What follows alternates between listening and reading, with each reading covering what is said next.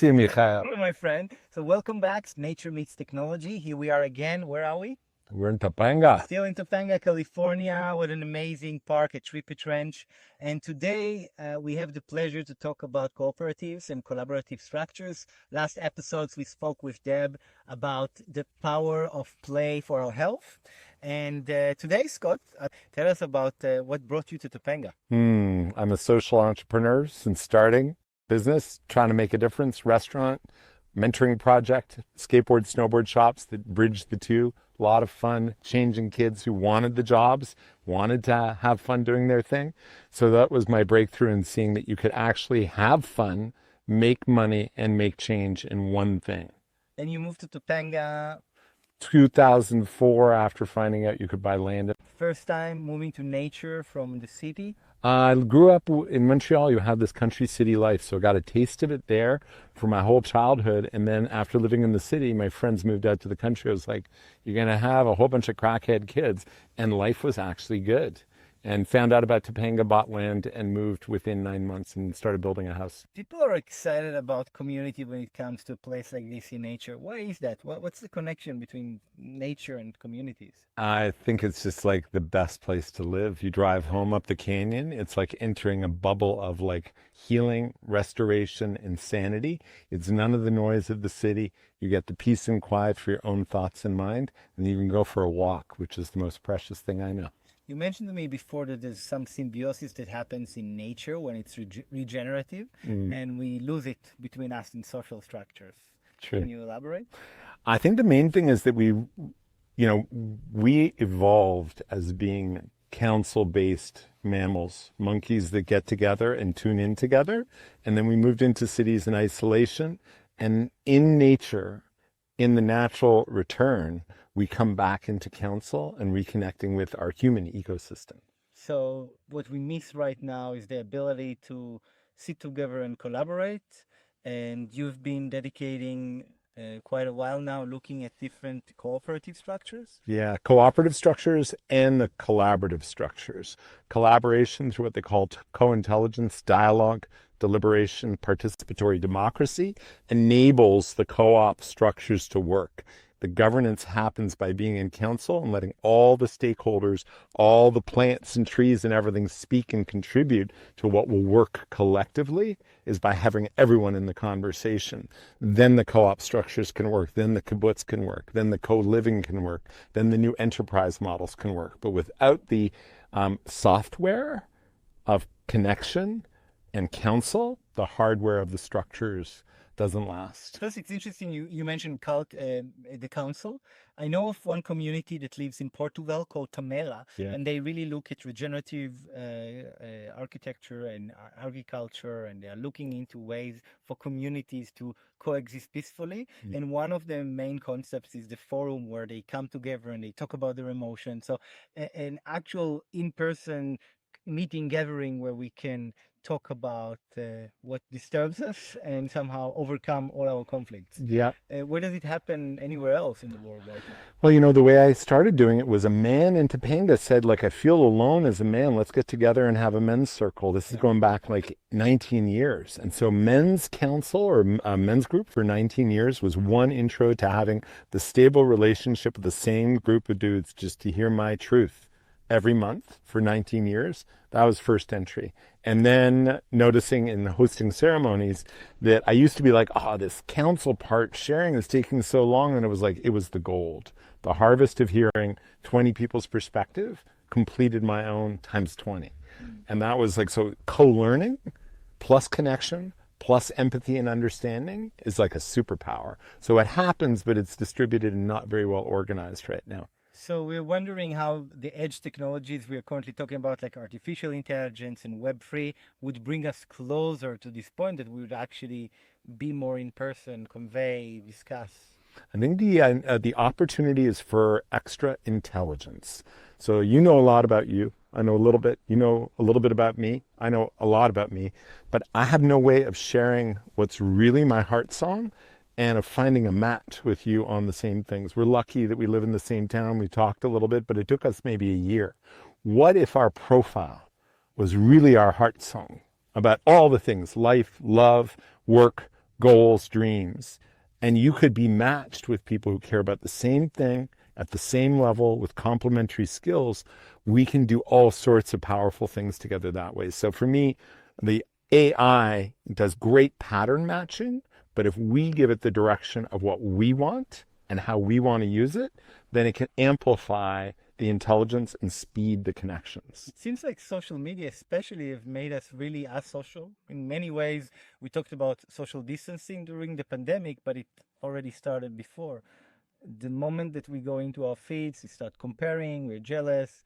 How are we going to go out of this era of social media into something else? My favorite example was used in this pioneering breakthrough for democracy in Taiwan. A digital minister there said, you know what, that's breaking us apart. We need decisions where we find common ground. They used a technology called Polis, where people say different ideas for solutions or problems with a situation, like bringing Uber to Taiwan, right? And instead of just focusing on the negative opposite, it highlights where opposite people agree on something. Pro-social technology finds the agreements, and then it puts that as the headline instead of the divisive stuff. And X actually started to integrate this in their notes system and software, copying Polis. So more of that technology is definitely being developed in the world of dialogue, deliberation, and participatory democracy. So those technologies getting gamified, made cooler, more fun and playful about the things that people care about. That's, I think, our access point to get people in the game more positively with social applications that do this and this. So it seems like you're looking at two aspects of this collaboration. One, in the structure of the company, you've mentioned Co-op structures and hybrid co-ops. So the idea of like bringing people together where risk takers, founders, executives, rainmakers can all get rewarded for what they do, and people who are excellent at what they do can get paid well for doing it, not an anemic nonprofit thing. So we can go unicorn with good stuff, but where the cap table, most of the shares don't belong to passive cigar smoking people trading shares on a speculative basis. You keep the capital inside for the community, more benevolent investors, more crowdfunding. So that's the financial energy. that's a company aspect of how you create a structure that is also a cooperative and allows collaboration. The other one has to do with the way that we communicate, the software, the what the DAO try to facilitate, and as well the mindset, you could say. It's the culture. It's like, so we have these structures in technology that are now, and in legal structure, that are conducive to this, but without the culture of collaboration, of active listening, of empathy, of counsel, the hardware won't work. So it's this combination of hardware and software, of structures and systems and culture. Mindset's huge. It needs to be as well on the right. And some of my friends are all like, we need to be more conscious to have a more conscious world. I'm like, actually, if you just get in the game of counsel, your asshole will show up. Your friends will tell you what you need to work on. Counsel does all the consciousness work.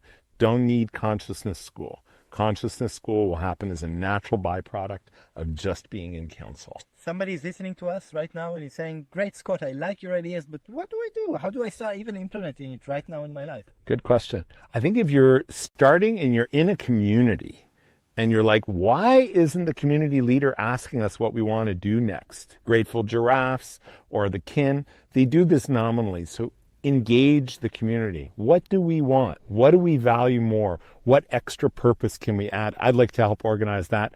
Let's have a council. Let's talk about it. And if I have a startup, a new tech company, what would you suggest me to do? Engaging with your stakeholders, your future stakeholders. It's like the same thing as focus grouping. Talk to the people you want to serve, the employees that you want to hire, and be like, what would be really exciting for you? What would make this rock star? It's really about conversation and listening. But how do I make them stakeholders? That's the challenge of the business. You've got to figure out what their desire is, and then if your value offer matches their desire, I mean, you've got stakeholders. And I will not lose anything if I open it up to a cooperative? It can. Like we were talking about the example with your dad getting kicked out of the theater co-op that he started back in the day. We're seeing now that rather than giving everyone a vote from day one, they've got to prove citizenship by participating, by sharing the values and by establishing a trusted relationship of collaboration, then you give people that voting control. They trust more, but the owner founder can trust that they're not going to get booted out right away. Everyone gets a chance to learn. Beautiful. So if you learn something from today, is really to try and look at your circle of big supporters and establish a roadmap for yourself of building up a trust relationship and slowly giving up some of the agency to the other important members and stakeholders. Truly. If you want a new society, the big guys aren't going to do it first. We have to do it with the things we're starting. Not only that they do good work, but that they're done in the way of the world and society we want to live into, which means do it in the way of counsel, gives you a world of counsel. Do it in a regenerative way, yields a regenerative world. They have to be this. So in the first episode of this show, we talked about how playing and taking care of your mental wellness helps you to be a healthier person. In today's show, we actually realized that the second important thing to being healthy is actually being surrounded with people you love. So creating a good community, a structure, both in your business through cooperatives and both in your community where you live, is the maybe magic for a good life. So we hope to see you again. If you come back to us, subscribe to the channel and return to the next exciting show of Nature Meets Technology. Scott, it was such a pleasure to have you with us. Sure. Thank you so much for joining me here on the hike. Yeah, thanks for the hike. Maybe, like continue all the way to the ocean. Oh, yeah.